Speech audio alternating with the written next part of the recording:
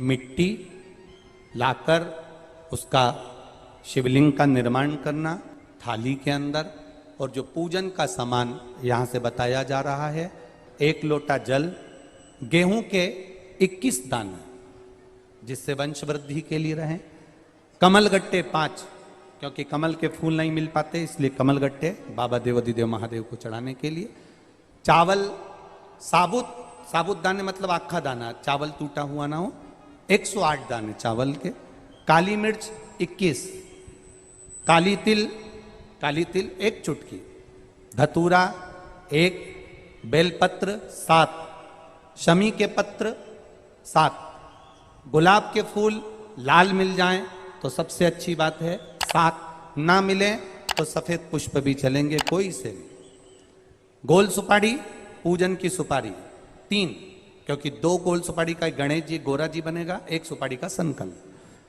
जनेऊ का जोड़ा 2, देसी घी का दीपक 2, 1 दिया अखंड चलेगा अभिषेक तक और 1 दिया आरती उतारने के लिए, फल 5, मिठाई प्रसाद जो तुम्हारे घर में हो, गुड़ हो शक्कर हो या जो आप बाबा को भोग लगाना चाहो आपकी मर्जी, इत्र, पीला चंदन कुछ मात्रा में, मौली कलेवा नाड़ा जो हाथ में बांधते हैं लच्छा वो, कपूर आरती के लिए, लौंग इलायची बाबा को तांबुल के लिए,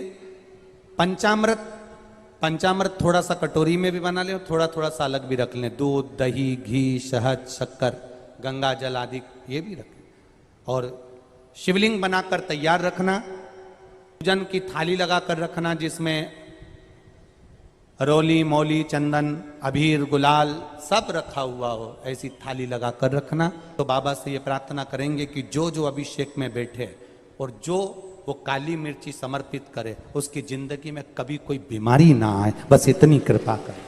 हमारे घर में हम स्वयं पार्थिव शिवलिंग का निर्माण करें। श्री शिवाय नमस्तुभ्यम बोलते बोलते नमः शिवाय पंचाक्षर मंत्र ओम नमः शिवाय बोलते बोलते बाबा का सावन महीने का अभिषेक करें।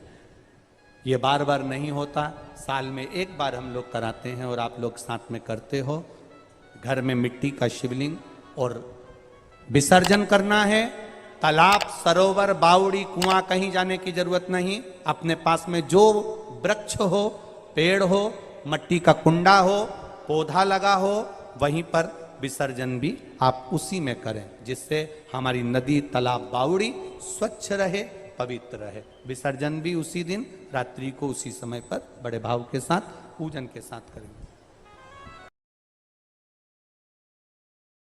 पार्थिव शिवलिंग का निर्माण करते हैं तब उस समय उसमें हम बहुत से पदार्थ डाल देते हैं। आप कुछ डालें ना डालें, 2 चीजें मिट्टी के अंदर अवश्य डालें। शंकर के शिवलिंग को बनाने के लिए मिट्टी कहां की होना चाहिए, किस जगह पर बनाना चाहिए, मिट्टी में कैसा जल मिलाना चाहिए।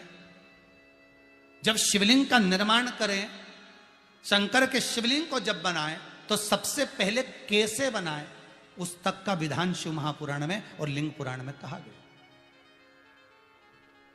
महाराज कहा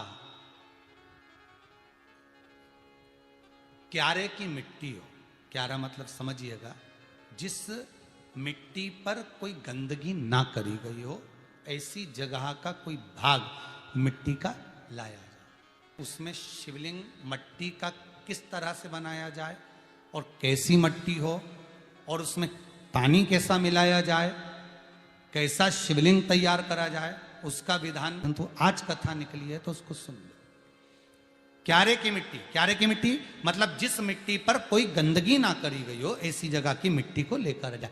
और मिट्टी को लाने के बाद थोड़ा पानी का सींचन कर दें, अर्थात घर में लाएं तो उससे पहले मिट्टी को पवित्र करें। अपने घर में गंगा जल रखा हो, यमुना जल रखा हो, सरयू जी का जल रखा हो, उससे मिट्टी का सींचन कर दें।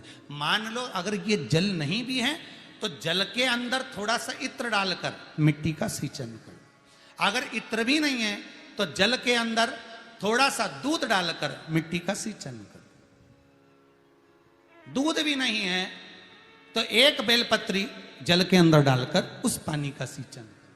बेलपत्र भी नहीं है, पीपल का पत्ता डालकर उसका सींचन कर दें। पर मिट्टी पर घर में लाते से ही ये नहीं कि मिट्टी आज लाए और तुमको शिवलिंग कल बनाना है, तो मिट्टी अगर 1 दिन पहले लाए हो, 2 दिन पहले लाए हो, 4 दिन पहले लाए हो, तो उसी दिन जल का सींचन होना चाहिए। ये नहीं कि जिस दिन बनाएंगे उस दिन सींचन होगा। मिट्टी पर पानी का छींटा, सींचन भले ज्यादा मत डालो, पर छींटा तो उस दिन लगा देना चाहिए जिस दिन घर में मिट्टी लेकर आए हो, जिस दिन लेकर। फिर भले तुम शिवलिंग 15 दिन बाद बनाओ, 8 दिन बाद बनाओ, 10 दिन बाद बनाओ, 3 दिन बाद बनाओ, पर उस समय पर मिट्टी का सींचन उस समय हो जाना चाहिए।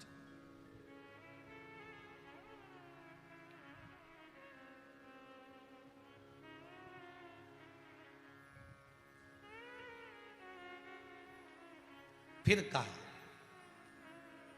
जिस दिन शिवलिंग का निर्माण करो उस दिन प्रातः में अगर आप शिवलिंग बना रहे हैं तो ब्रह्म मुहूर्त में मिट्टी को गला दो।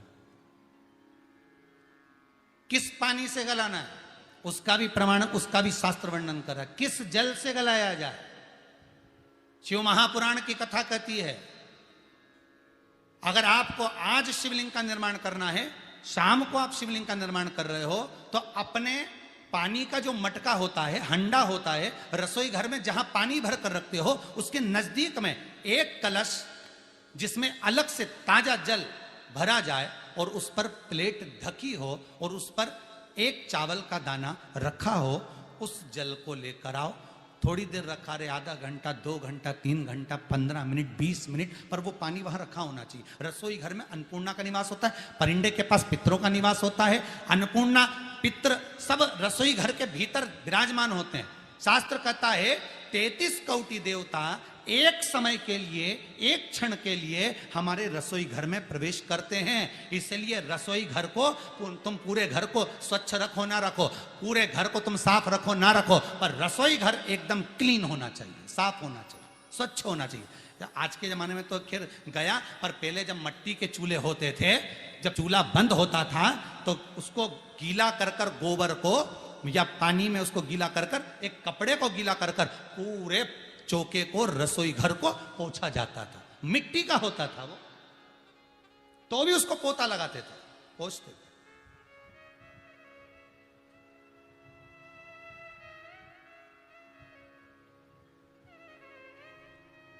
तो पहला क्रम है पार्थिव शिवलिंग का निर्माण।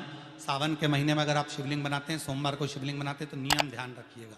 महाराज लिंग पुराण से है ये, इसका नियम ध्यान रखिए। क्या करना है, मिट्टी को लाना है, जल का छींटा देना, छींटा जरूर देना, घर में लेकर आए और जल का छींटा होना जरूरी है। 2 दिन तक, 3 दिन तक मिट्टी रखी हुई है और उसके बाद अगर आपने पानी का छींटा नहीं दिया है और आपने डायरेक्ट मिट्टी को गला दिया और उसके बाद बनाया, तो उसका कोई प्रमाण नहीं। जल का छींटा अवश्य। फिर उसको रख दें, 15 दिन बाद बनाओ, 4 दिन बाद बनाओ, 3 दिन बाद बनाओ, 2 दिन बाद बनाओ। शिवलिंग जब बनाओ तब उस मिट्टी को, जो कलश आपने रसोई घर में रखा है चावल का दाना रखकर प्लेट के ऊपर, अर्थात उस कलश का जल उस मिट्टी में थोड़ा सा डालिए। क्यों डाला जाता है उसका भी भाव वर्णन किया है। अब भविष्य पुराण, स्कंद पुराण और अग्नि पुराण, इन तीनों से ले लिया गया, वर्णन किया गया। जब उस कलश का जल हम डालते हैं तो उस कलश में पितरों का भाव आ जाता है, अन्नपूर्णा का भाव आ जाता है, घर में लक्ष्मी का भाव आ जाता है, संपदा का भाव आ जाता है। पूरे 24 घंटे के अंदर एक क्षण के लिए रसोई घर में 33 कोटि देवता आते हैं, तो वो देवता का सारा भाव उस कलश के अंदर आ जाता है। और वो जल जब हम उस मिट्टी में मिलाते हैं तो गंगा, यमुना, सरयू, सरस्वती, ये 33 कोटि देवता में, तो इन सब का आनंद उस जल में आ जाता है। और वो जल जब हम मिट्टी में मिलाते हैं तो मिट्टी पवित्र हो जाती है, स्वयं कैलाश अधिपति को स्वीकार करने के लायक हो जाती है, निर्मित करने के लायक हो जाती है। अब शिवलिंग का निर्माण कैसे करना, मिट्टी में गला दिया पानी में। सबसे पहले शिवलिंग बनाने से पहले पात्र को, पात्र जो होता है उसके नीचे एक बेलपत्र रखी जाती है। क्या रखना है, एक बेलपत्र। शंकर को झेलने के लिए कोई साधारण नहीं है पात्र जिस पे झेला जाए। स्वयं गंगा शिव की जटा में और आप शंकर के शिवलिंग का निर्माण कर रहे हो, कोई साधारण नहीं हो सकता। स्वयं आप विदेश्वर संहिता के अंतर्गत पढ़े, कि ब्रह्मा और विष्णु, ब्रह्मा ऊपर जा रहे हैं, भगवान विष्णु नीचे जा रहे हैं, तो पता नहीं कर पा रहे कि यहां चरण कहां पर और शीश कहां पर है। एक बेलपत्र साधारण भाव में बेलपत्र